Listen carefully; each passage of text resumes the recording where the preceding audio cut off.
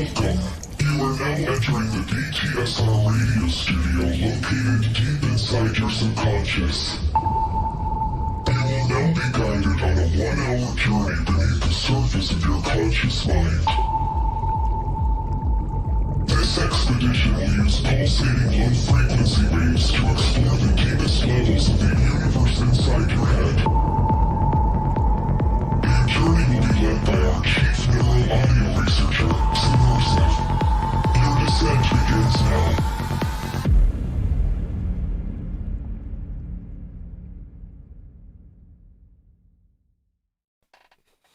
All right, got my ice cream. But I don't. It was too good. You had to. I inhaled it on the walk over. You had to do it. And now it's a sad day. Everybody's gonna love the sound of me eating ice cream on the microphone. But don't you know it's ASMR? How do you feel, Daddy? So what have you been up to, man? Same I've old. seen you in the desert a lot recently. Like I wasn't like personally there, but I've seen your name on everything in the desert. I mean, COVID went in, canceled all the shows, but the desert still Kind of. sucks. Kind of. Okay, yeah. It canceled all the shows where everyone lives, but in the desert, that's where it really thrived. It was a good time for counterculture. It was a good time for counterculture. Plus, it's not really like the indoor clubs would really vibe with my style of music, anyways. So it just made sense on all sides. I feel that. Yeah. You don't like have any desire to like get back into like warehouses that aren't 3 hours into the desert. I absolutely have all of the desire to play a show in LA, because then I know that a lot of my friends that have absolutely zero desire to come out to the desert, they would come out to something that they can easily drive to and then drive back by the end of the night. Yeah, like half the time I can't get my own girlfriend to come like out to shows in the desert. She's like, "Is it windy? Is it cold?" I'm like, yeah, it's the fucking desert. That's fair. I took mine out to the desert last week, and that was a whole thing. I think she partially expected it to be like an Insomniac style rave where just like everything that can possibly keep you comfortable would be there, and that is clearly not the case at all. Yeah, it's more like going to live on the moon for like a weekend. Basically, yeah. You bring everything that can possibly keep you alive and or kill you, but it's entirely your responsibility to bring that. Bring a bunch of food, never eat it. Exactly. I've definitely come back with just like, why did I even pack this? Why did I bring a grill? And like, be too lazy or incapable of lighting it. But the what's it called? It's not. What's the? It's not sake. What's the? Soju. Oh, the soju. The cases of yes. soju are always crucial for the desert. If you're preparing for a trip into the desert to listen to aliens, I would recommend you bring anywhere from 36 to 54 bottles of soju for every case of water that you bring. Case of water. It's basically water. It's desert water. It's desert water. It's desert water with a little bit of flavoring in it. And I mean, I swear to God, last time I brought 54 bottles out into the desert. 54? That's like a strange number. Well, it's served in packs of 6. So I bought 9 boxes of just all the different flavors.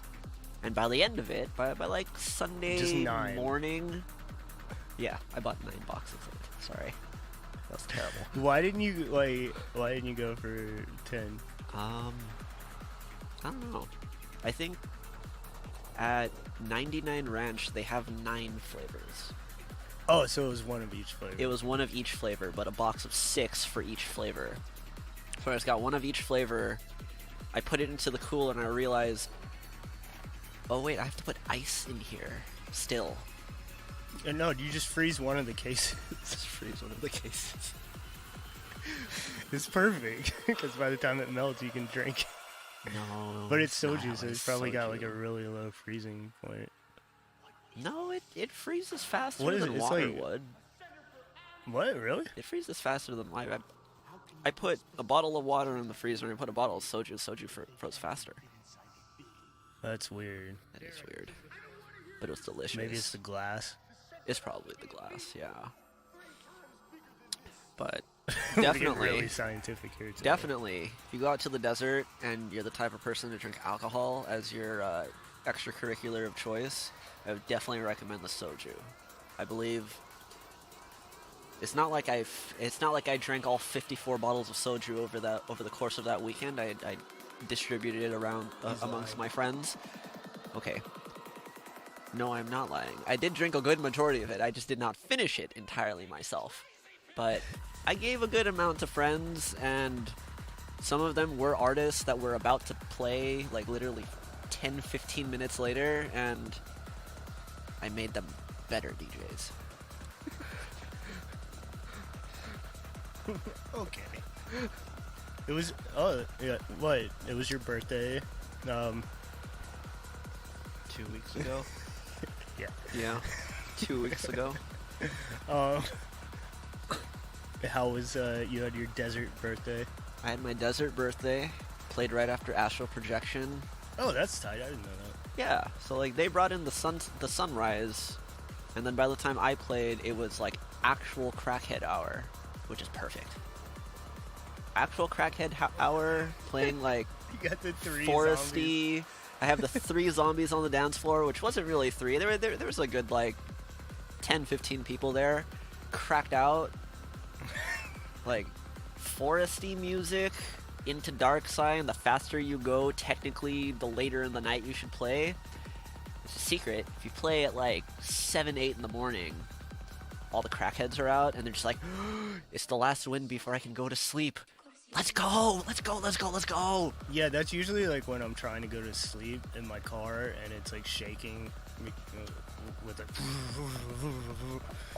Well, now, I think if you give desert parties another chance, but I love you desert know, parties. you I'm know just- fully, you know If I give full them well another in chance. advance. If you give them another chance in the sense that you know exactly who's playing at what time, so you're not gonna get, what is it, sideswiped by, or I guess sideswiped by a bunch of high tech. Then I think you would enjoy Crackhead Hour. I've played that hour, but Isn't you it know, Crackhead I go- Hour? What? Isn't it Crackhead Hour though? Oh, yeah, but I usually take it in the other direction. I'm like, what would I want to hear right now? All right, some nice chill prog, probably some dark prog, and cheese. No cheese in the desert, man. The desert is a non-dairy environment. It's a non-dairy environment. I forgot. Everyone there is. I save the cheese for the clubs. You just, I don't know, man. I feel like if you played the desert parties that book not psytrance, cheese would be actually a good move there. Yeah, I don't think those promoters even like know I exist. That's a shame. Or I think they do know you exist, but they don't know what the concept of a fee would mean, so you wouldn't go out there anyways. Not like I I don't want to shoot myself in the foot here, but like I've played some events for very little money because I Very true. just wanted to do it. Oh, that's true. I have to. Yeah. Yeah, I mean, It depends pretty on much on- like every Psytrance show. Psytrance promoters, I love you. I love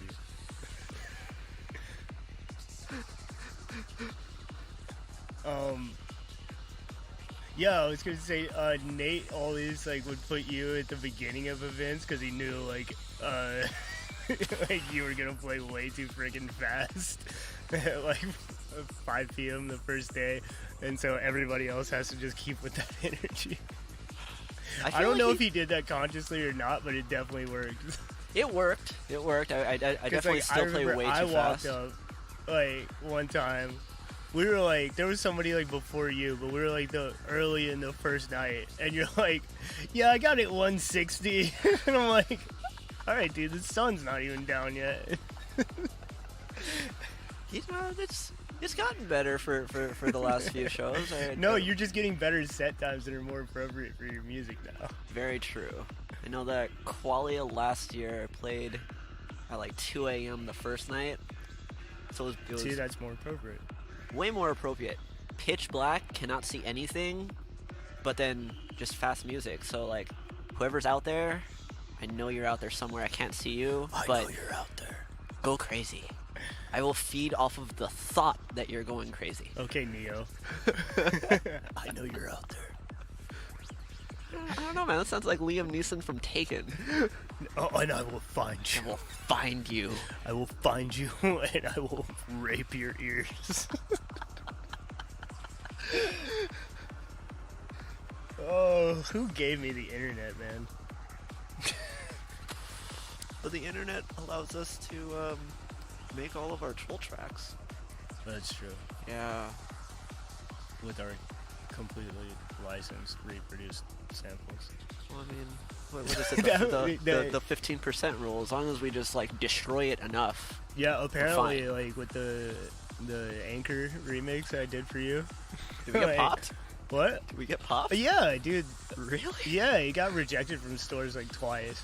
Oh my god. I still need to put it up as a free download. Well, it's because you just have to. Well, yeah, you hid it enough in the original, so we got that one through. You gotta get the clean layer, and then you put another layer with manipulator on it, and you just vocode it, and then you put a third layer with like stutter glitch, and you just run that over the clean, but it's still discernible, so it's clean. See, manipulator is one of those things that, like, I can't use that in like my trance production because like it doesn't like have any concept of like a key, you know? Oh, that's true. Like it's literally just wild. Whoa, wait. You just like I feel like you can run it, but like, you know, if you tune it in terms of like the harmonic knob, yeah. and you turn But off, then you when it never touch the smear. Oh well, yeah, the smear. Like I swear to God, like you barely turn that on, and it's just like it just sounds gone. It's lit though. I wish I can find another vocoder fucker upper like that. Oh, like manipulator? Like manipulator, where it's still creative, but like there is a level of like I want to retain a good amount of things to it, which I feel like there are. What? Yeah, like that entropy EQ is like good for like taming that back down. Oh yeah, that's right.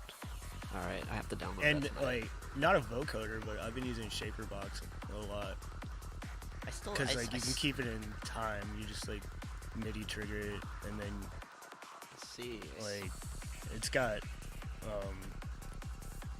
like the time envelope like module. Like you can basically like time stretch and like stutter. I see. And then you can like do envelopes for the distortion too, which is really cool. I'm sure you would probably set it on like some weird like 7 and 1 beats. Oh yeah. Whatever is the most weird time, so that when it re-triggers and it should be the same, it's not. It's perfect. Like running kilohertz All these transgate squares on make like a 11. circle.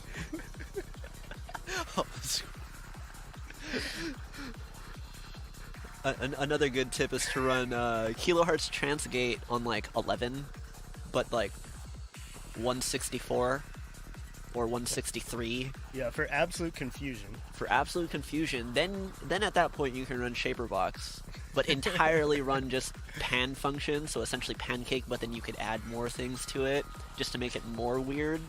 That's how you can do the whole let me do an atmosphere, but then make it as chaotic as possible if I wanted it to be a lead, but keep it processed like an atmosphere. Yes. Yes. You have gone all the way down the wormhole, bro. You remember when you used to make uplifting trance? Oh, I absolutely love it. I miss making uplifting trance until I would put something that slow and just be like, no, no, I'm sorry.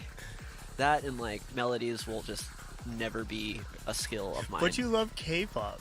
I do. I like listening to it, and like, I know the amount of work that someone would do to create that, only for it to be denied so many times until it turns into that K-pop song, and it's lit a year after the guy started the project, probably, if not more. But K-pop is lit. I wish I can make that for real, but at the same time, no. Oh, you just like open up arcade and find like the cheesiest loops, and then just put some like big white beats drums under it, or like the Lex Luger stuff. Oh, You got it. That sounds like a whole thing. A little loud pack, sample pack in there. If I can automate it with, 4 modulators on Yeah, Logic. see, you just like you have too much fun with the like engineering part of it. With the automated a pop record, aids. like there's not, you don't do any of that. I know, I know. I have a neighbor that lives down the street from me, and he produces pop music. He sent me a screenshot of his Ableton project, and there's there's literally like 15 channels for the entire project. And he told me, it's like, bro, this is a massive project. I'm just like, what do you mean? I sent him a screenshot of my project, 215 channels. I was like, oh hey, I'm gonna stem this out for a collab. It's currently That sitting at sounds like a 2.4 nightmare. gigabytes. And like when you send me stems, it's like, well, weird sound 1, 2, 3, 4. I'm like, what? Yeah, I do this thing where I label all of the channels literally like lead 1A, lead 2B, lead 3C1. Not conducive to productivity. Not at all. So then, like, if I have to go back to whatever that is, it's like, oh, what was the original sound from the synth channel? What sound was it? Okay. See, this is. Of course, we're gonna have like an Ableton Logic discussion. It's inevitable. What, the crackhead dog? The crackhead dog. It's absolutely the crackhead dog. I just like throw all those channels, like I bounce them out into one stem, No. and then I throw the channels into a folder because I can just pull the channels right back in. That's a whole thing. Ableton wins, bro. Ableton won a long time ago. I'm pretty, yeah. On the creative aspect of just like being a crackhead and just being able to have a workflow that seamless. Yes. Yes. Yes, you guys have one. Thank you. I will, on behalf of all Ableton users, I will accept Ambassador of Logic's concession here. Hey, I mean, It was always the best. to be fair, I have Ableton on my I know computer. DAWs. I know DAWs, okay? I know DAWs. I have Ableton on my computer as well. It's a very bigly DAW.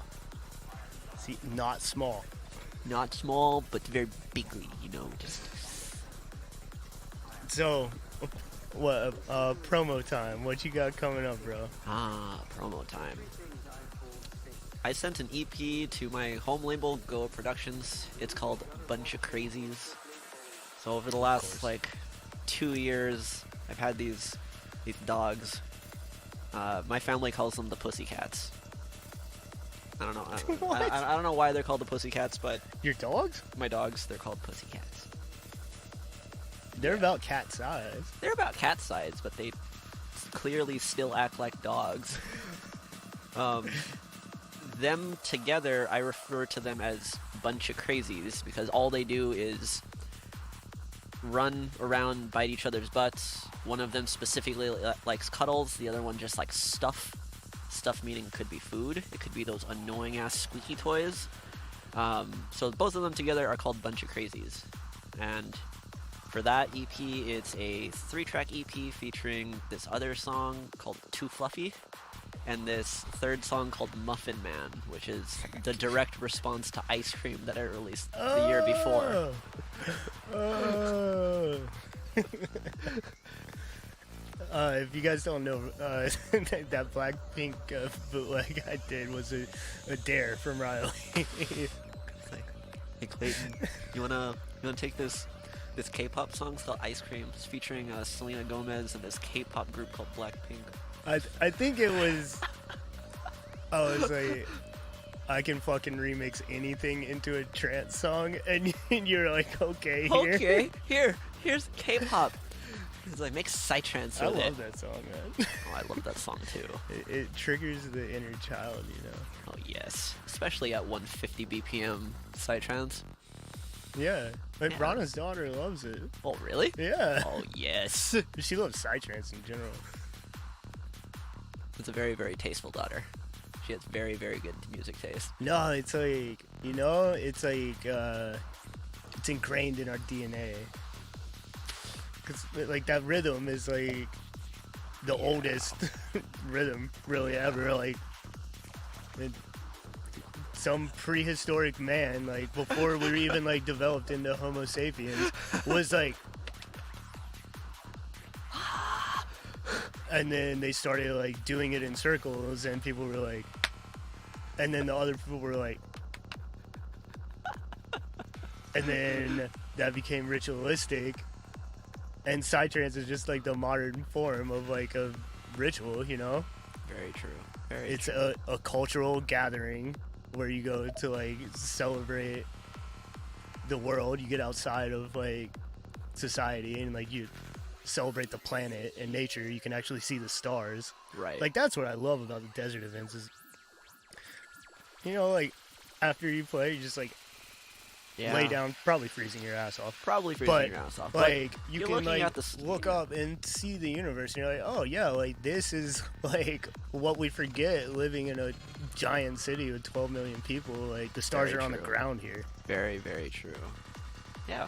That's a very, very nice aspect of going to the desert parties. Very deep. It is a very deep aspect, and I feel like, Just don't drive an Audi. hey man, rest in peace to that Audi. I basically ran that into the ground. The ground ran into it. Very true. All right.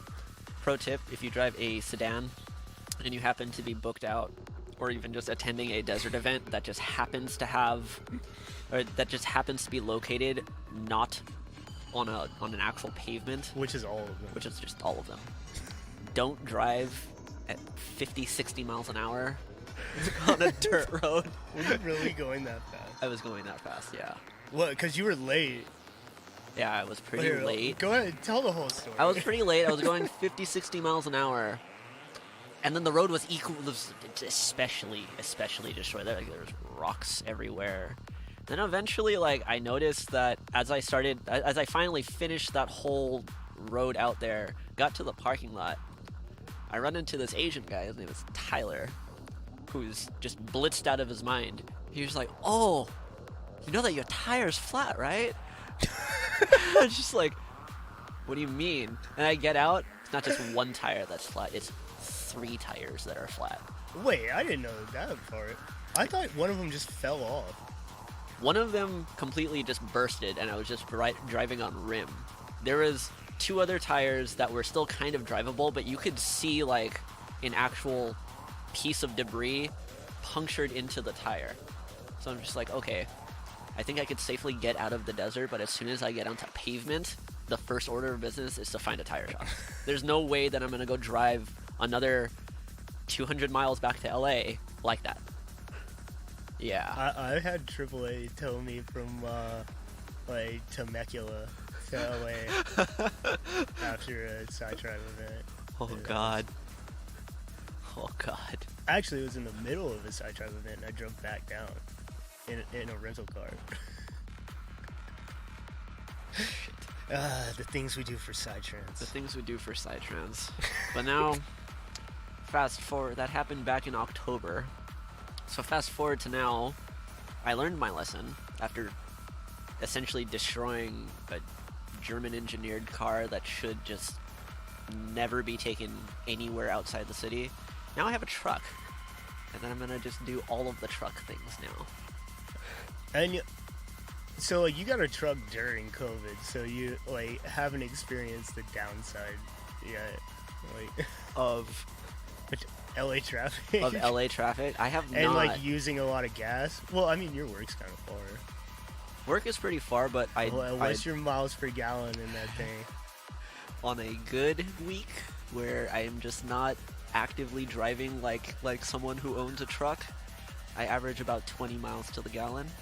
Oh, that's pretty damn good for a truck. It's pretty good for a truck. When you get that lift, that's gonna go way down, son. Well, yeah, once I get the suspension and the KO2 tires, and then start putting stuff modded onto the bed. Can you please put like some Hello Kitty stuff on it too, though? I'll add those. I think they're called Tsum Tsums, where it's just like those little Disney plushies and like Weeb plushies all across the dash. Yeah, yeah. Yeah, I will definitely do that. So I was just picturing. You remember Too Fast, Too Furious?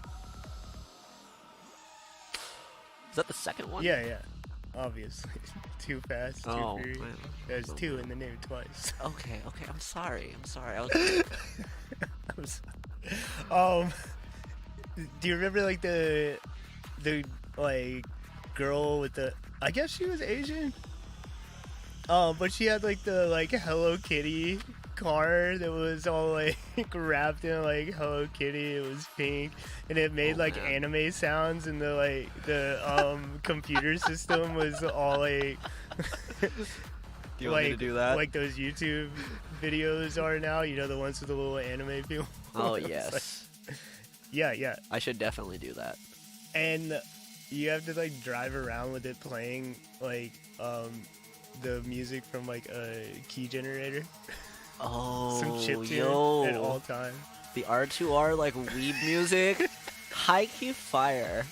Like I would just There are leave that some on. sick ones, man. I would just leave that on to be like, yeah. But then it would loop, and eventually someone would come into It's the all room and is like, 8-bit. what is this? Why is this still playing 15 minutes later?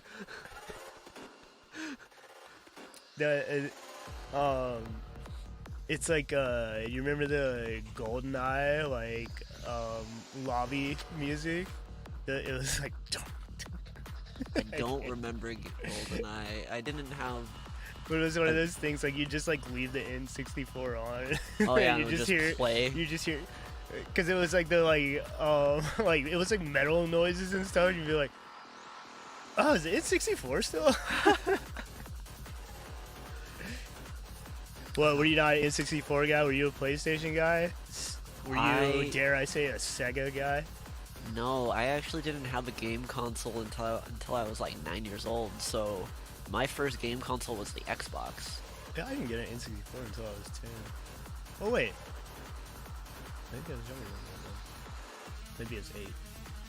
Yeah, like 9-year-old me Yeah, had an the Xbox. the one with the green button on The one it. with the green button and like the coolest little like opening slime ball thing that eventually turned into the X.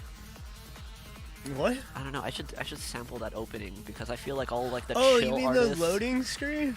Yeah, like when Yeah. you first turn it on and like Yeah. Xbox turns on, because like all the chill artists like Giraffage and stuff, they always sample the original PlayStation song, but who has sampled the Xbox song?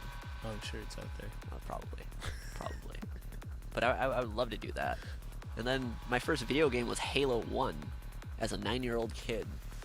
Oh, that was great. That was great, trying to beat that alone on Legendary at the age of 9.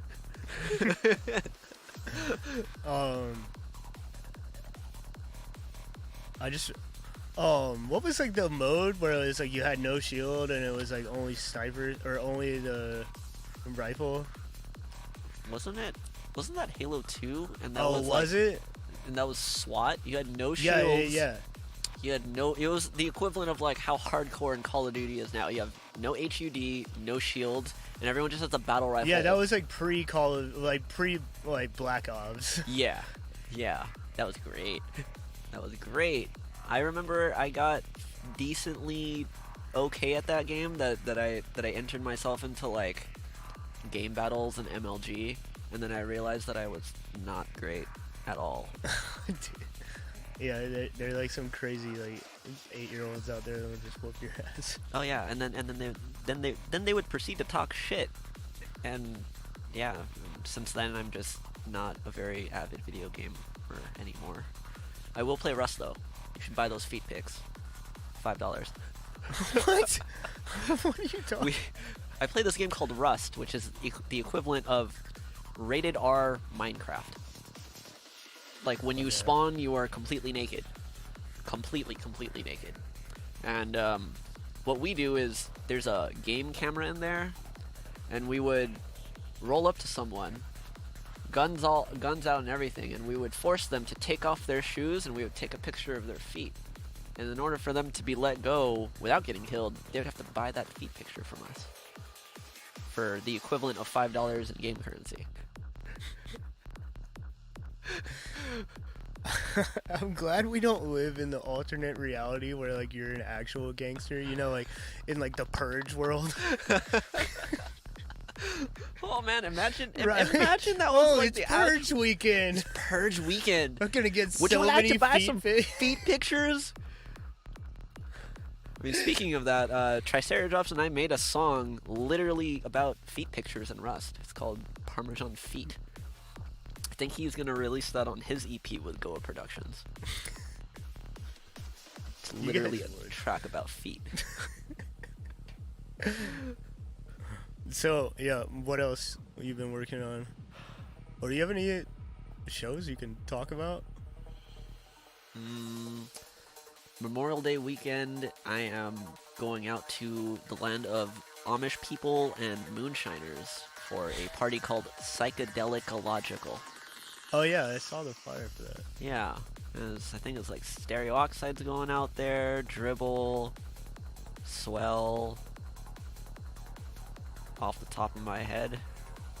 I think I have People are no like, idea. "Who the hell is There's he a talking whole bunch of people. Well, okay, so Dribble's from Looney Moon, Stereo Oxide and Swell are from Blacklight Records. Both of them are, all three of them make incredibly great, groovy, wacky music. And then there's me, amongst all these other people that I'm sorry that I forgot. But yeah, that's my first time out in that neck of the woods. So I think that'll be a very, very interesting party. Be fun. Huh? It'll be fun. It'll be fun. Hopefully, I've like still never played on the yeah, no. I'm from the East Coast, but I've never played over there. Like, not as submersive. not as submersive. I Would you played play like as? college parties. I played my 8th grade school at the beach dance. That was my first gig. That was your first gig? Yeah. What'd you play? Definitely some Yin Yang Twins, some Lil Jon.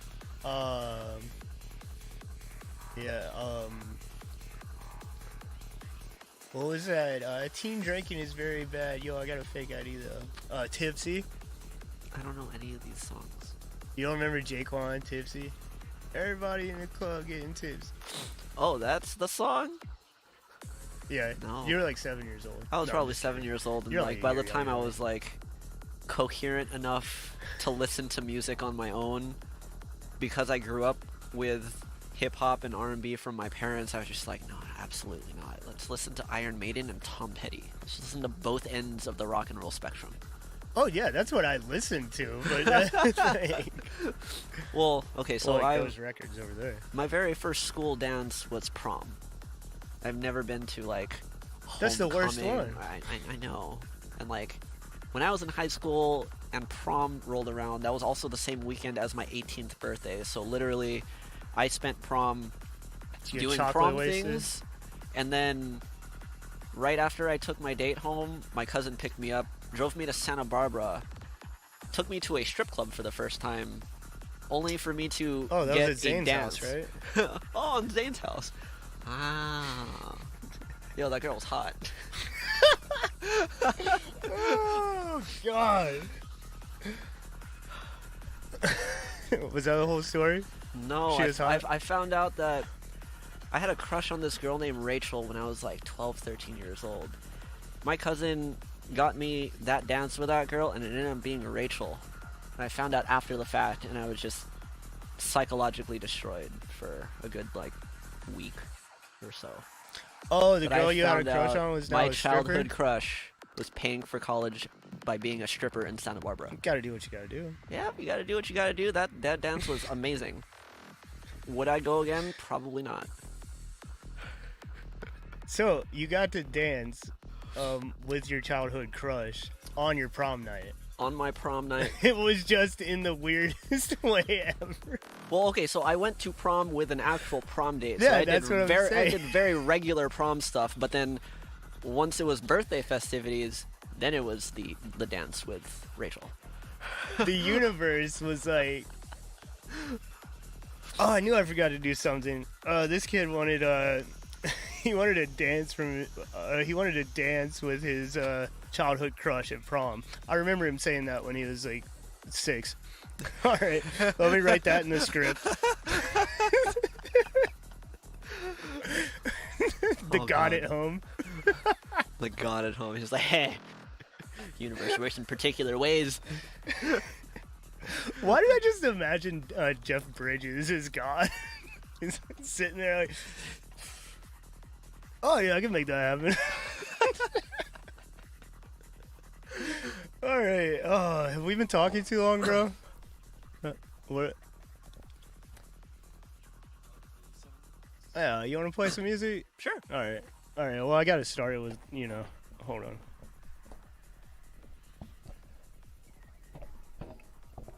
Stage transform.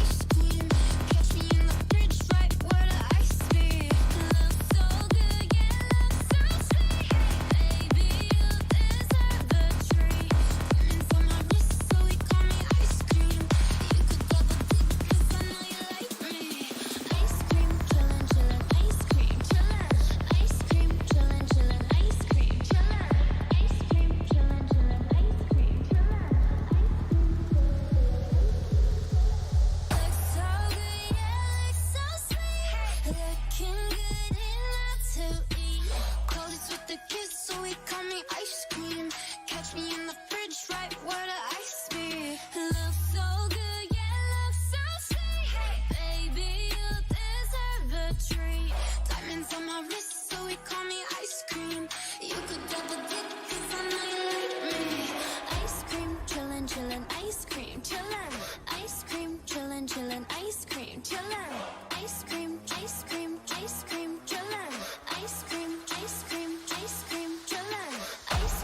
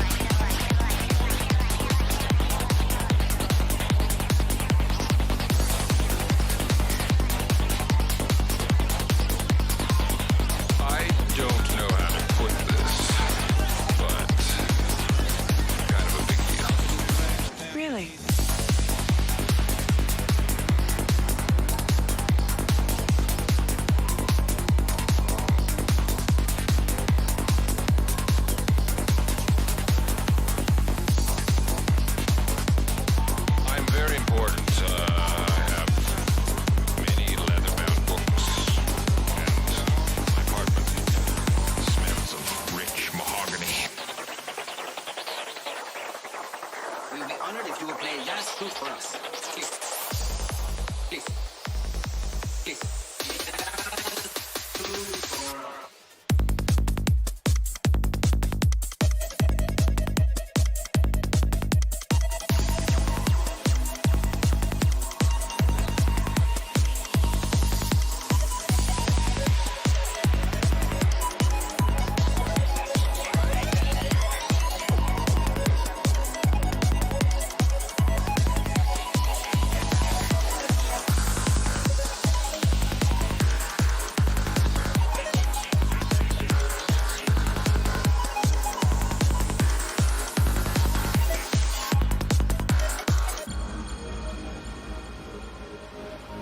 It's called Sex Panther by Odeon. It's illegal in 9 countries. Yep, it's made with bits of real panther, so you know it's good. It's quite pungent. Oh yeah. It's a formidable scent. Stings the nostrils. In a good way. Yeah. Brian, I'm gonna be honest with you, that smells like pure gasoline. They've done studies, you know. 60% of the time, it works every time. That doesn't make sense. That doesn't make sense. That doesn't make sense. That doesn't make sense.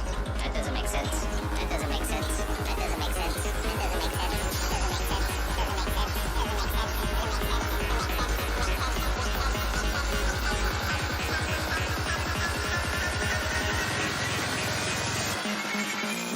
You're about to get a serious beatdown.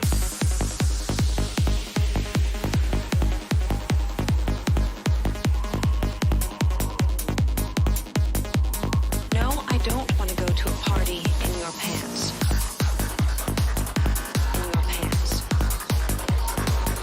In your pants. In your pants. In your pants.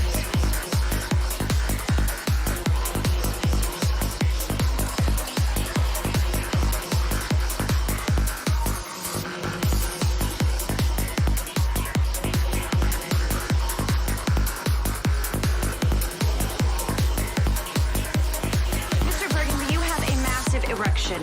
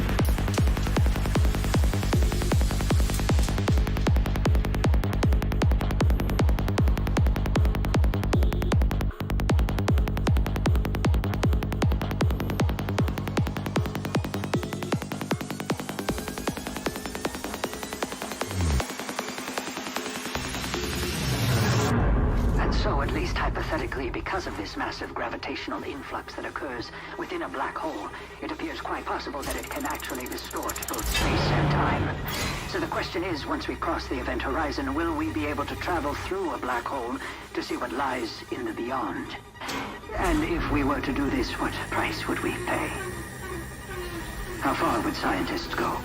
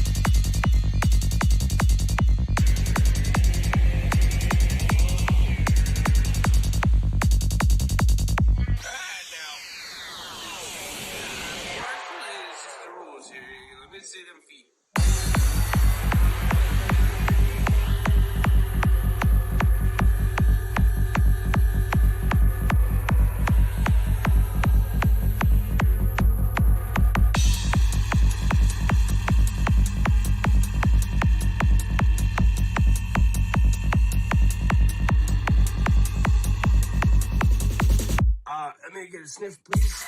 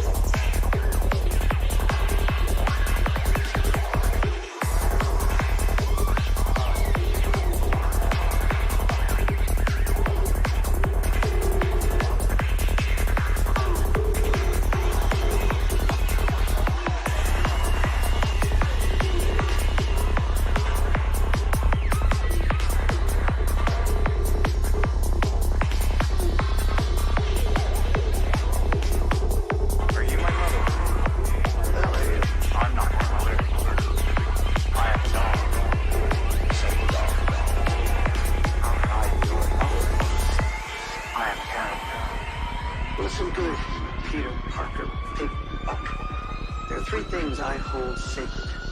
Jesus, pussy, and groovy gutterball championship league bowling.